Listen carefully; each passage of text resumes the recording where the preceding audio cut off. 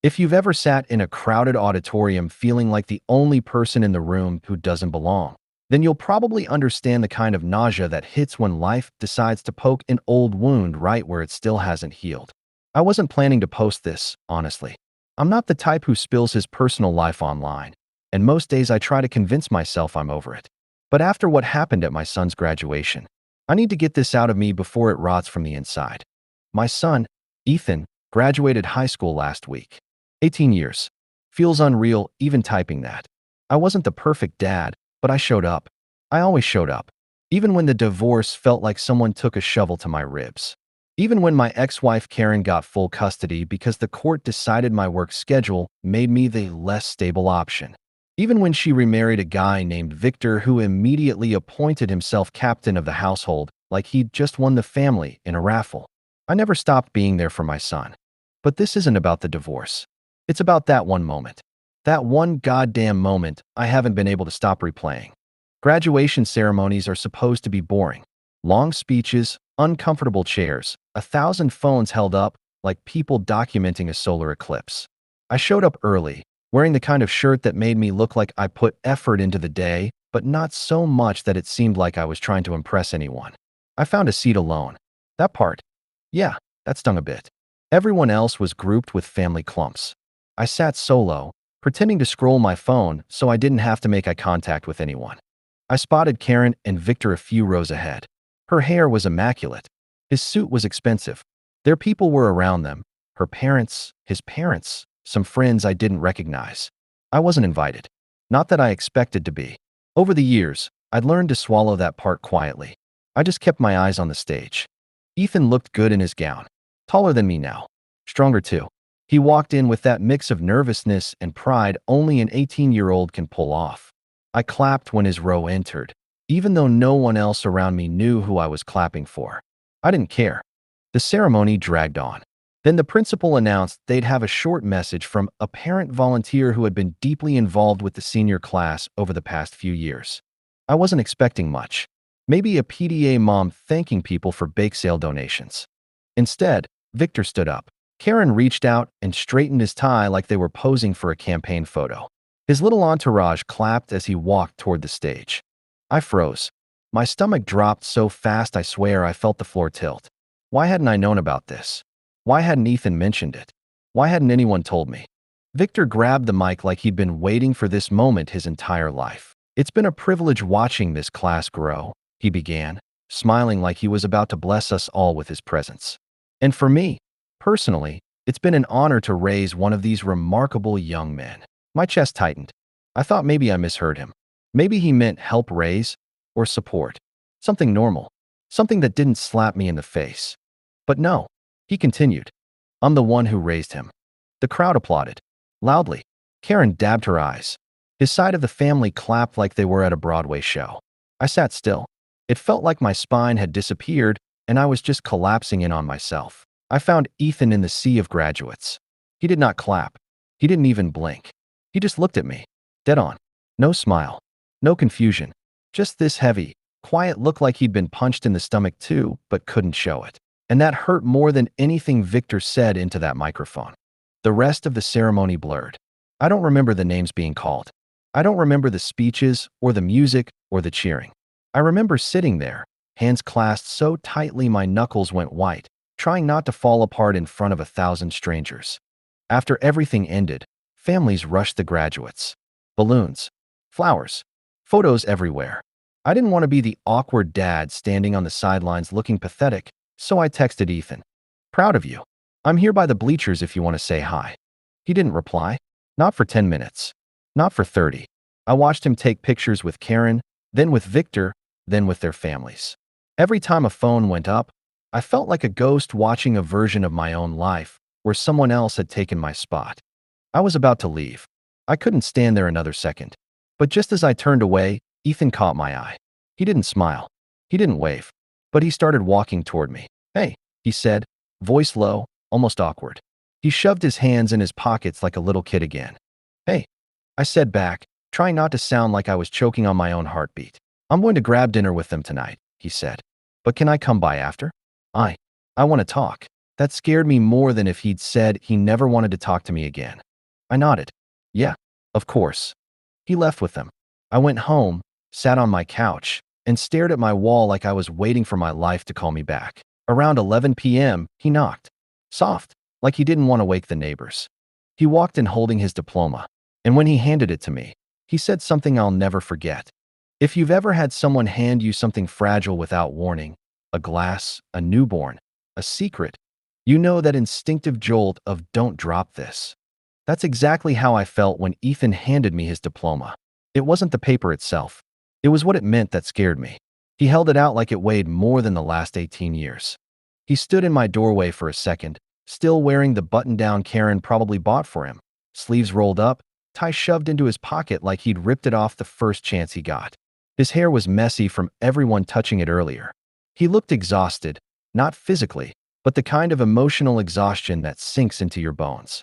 "Can I come in?" he asked. Yeah. Yeah, of course. Come in."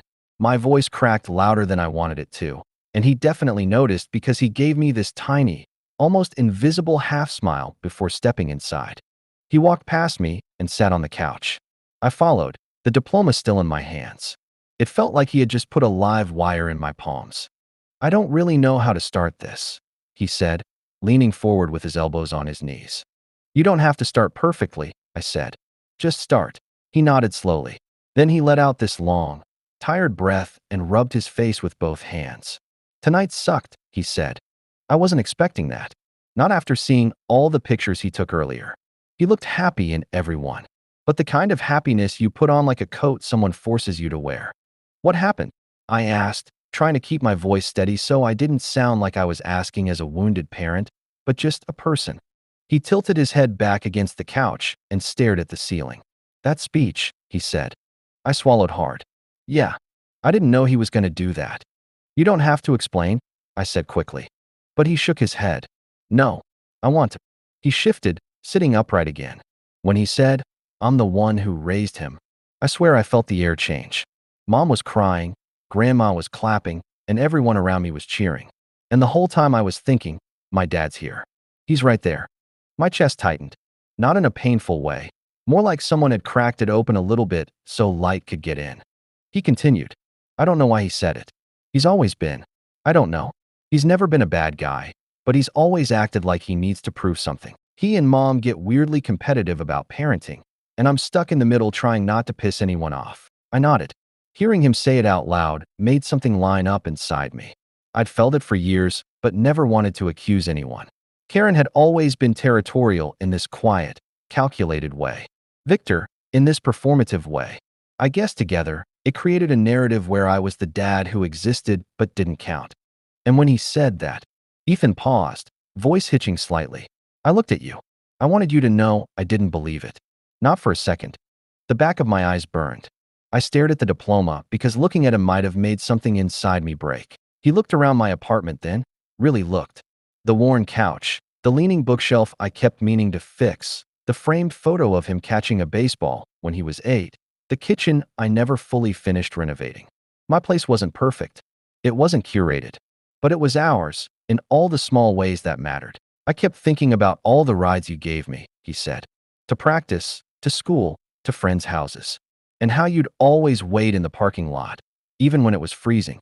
I kept thinking about how when I was sick sophomore year, you slept on the floor next to the couch because I asked you to stay. You weren't even supposed to have me that weekend." He laughed a little, but it was this shaky laugh that comes when someone's trying not to cry. I don't know. I just kept thinking about all of that. And then hearing him take credit. My throat tightened. I forced myself to speak. "Ethan, you don't have to defend me. I'm your dad. I'm not keeping score."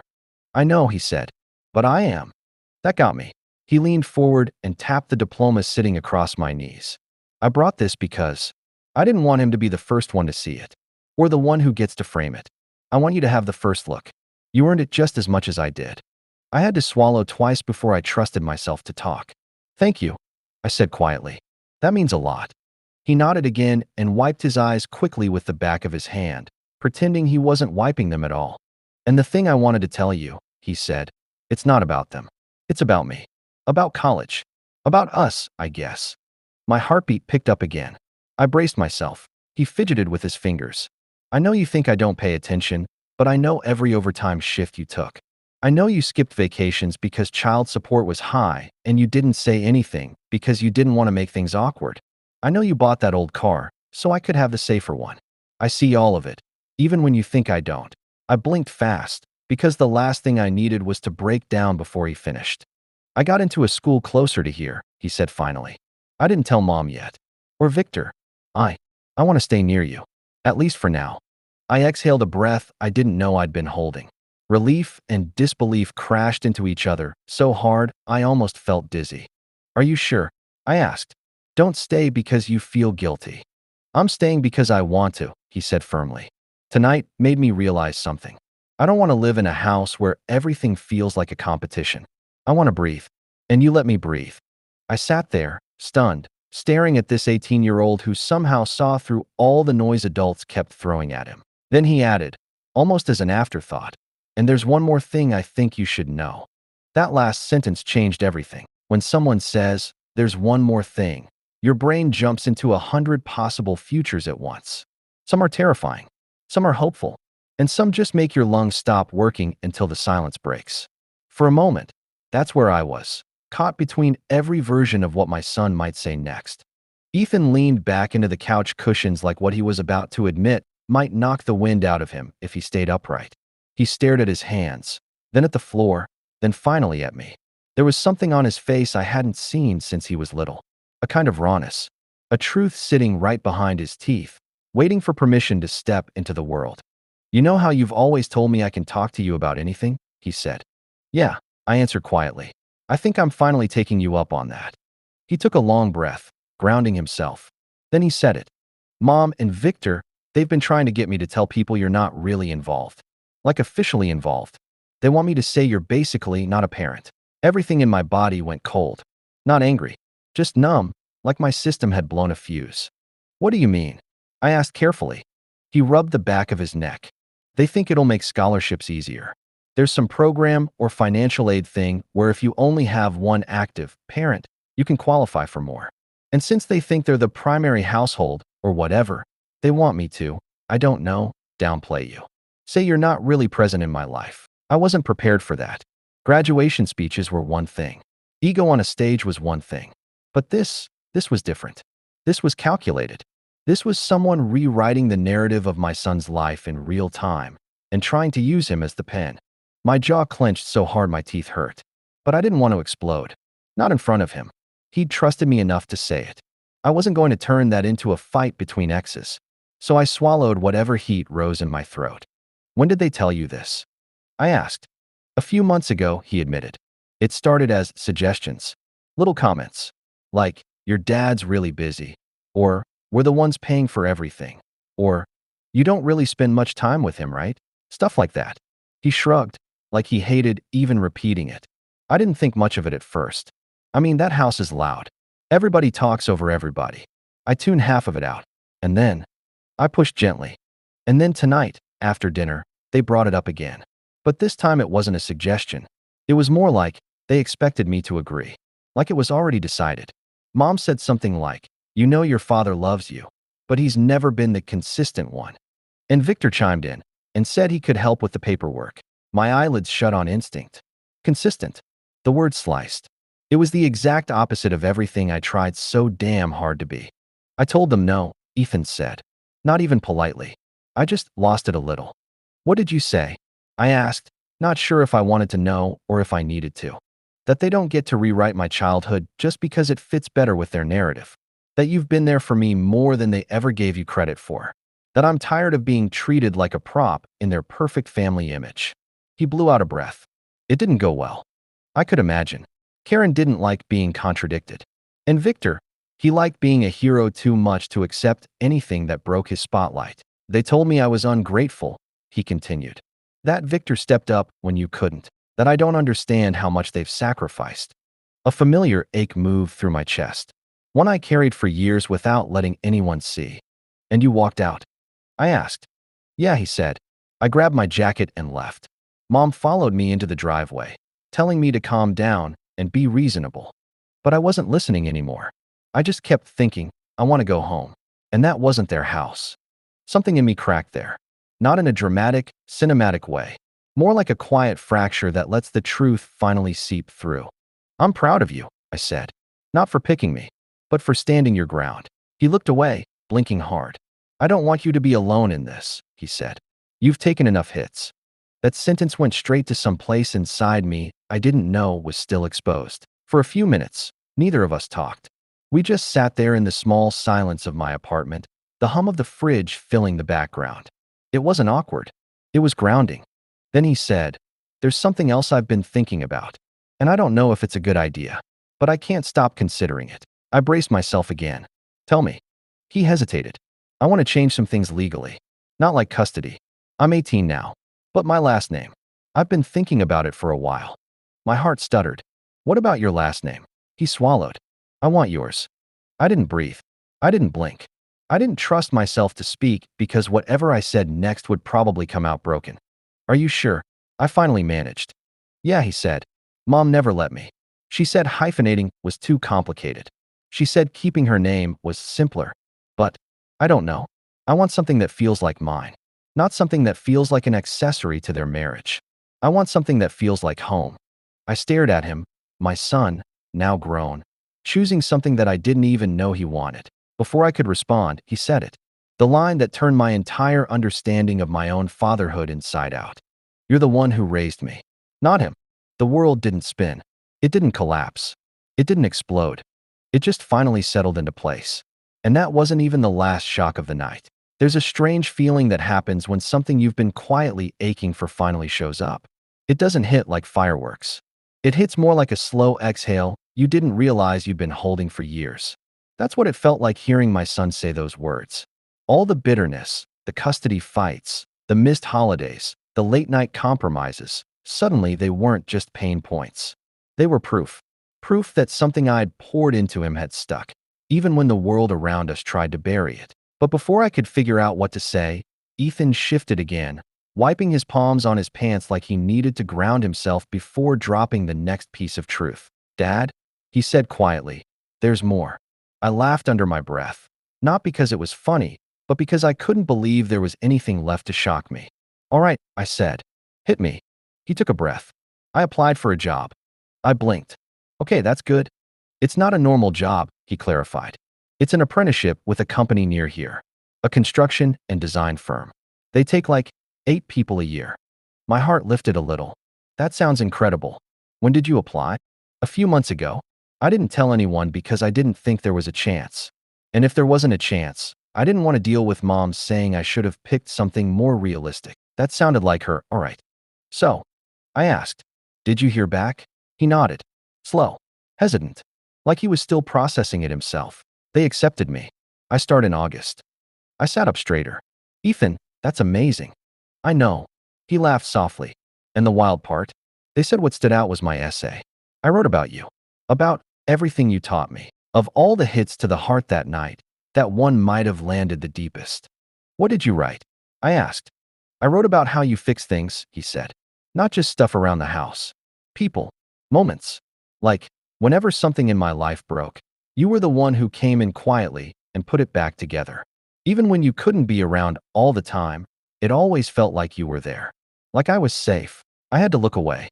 My throat tightened in that painful way, like emotions had hands and were squeezing from the inside.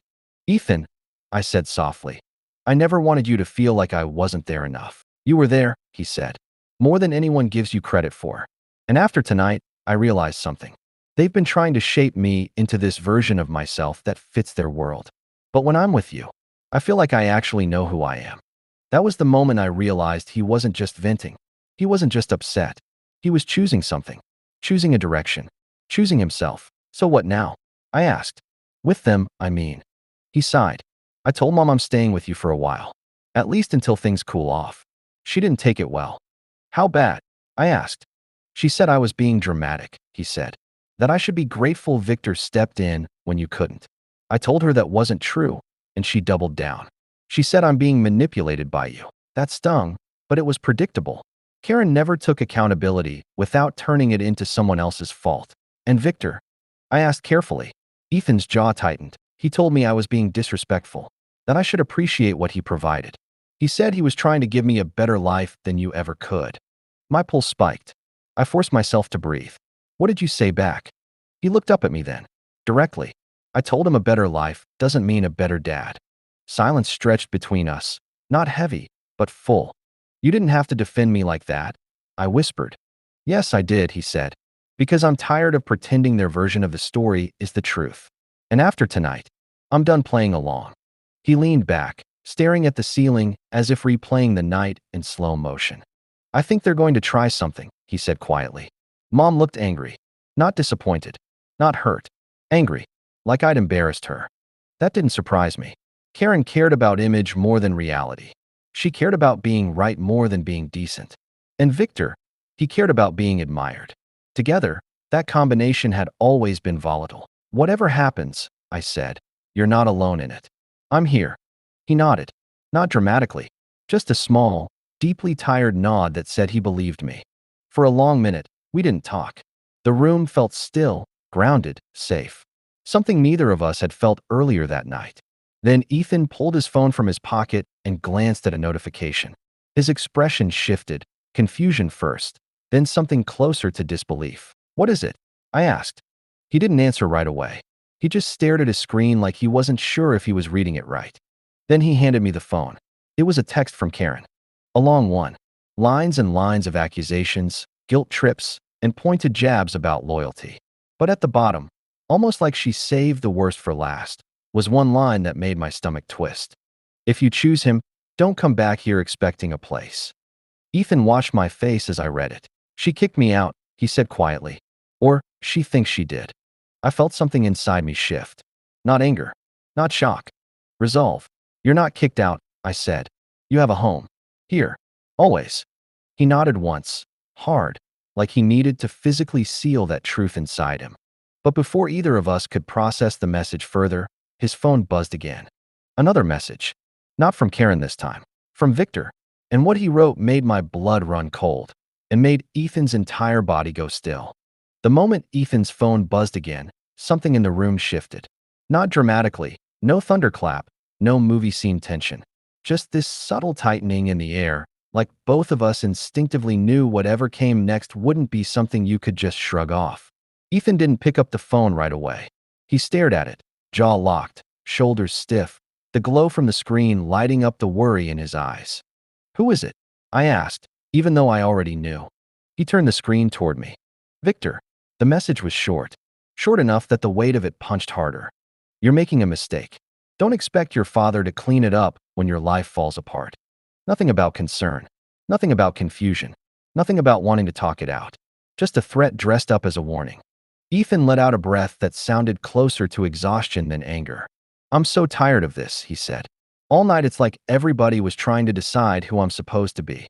Who I'm supposed to belong to. You don't belong to anyone, I said quietly. You're 18. You get to choose your own life now. He nodded, but there was something behind his eyes, something deeper. A question he hadn't asked yet. A fear he hadn't named. Dad, he said slowly. Am I making your life harder by being here? I didn't even let the thought land. No, I said immediately. You're not making my life harder. You're making it make sense. His face shifted, like that single sentence cracked something open in him. I knew that look. I'd seen it in the mirror after one of the custody hearings years ago, when the judge handed down a ruling that treated me like a secondary character in my own son's story. That hollow, quiet ache behind the eyes. Half pain, half relief that someone finally said the thing you were terrified to ask. But I didn't want him carrying that. Not the way I did. I put the phone down on the coffee table. Ethan, listen to me. Everything that's happening with them, that's not on you. That's not your doing. They're reacting to losing control, not losing you. He blinked hard, and for a second I saw the kid he used to be. The one who ran to me after scraping his knee. The one who whispered secrets into the crook of my shoulder.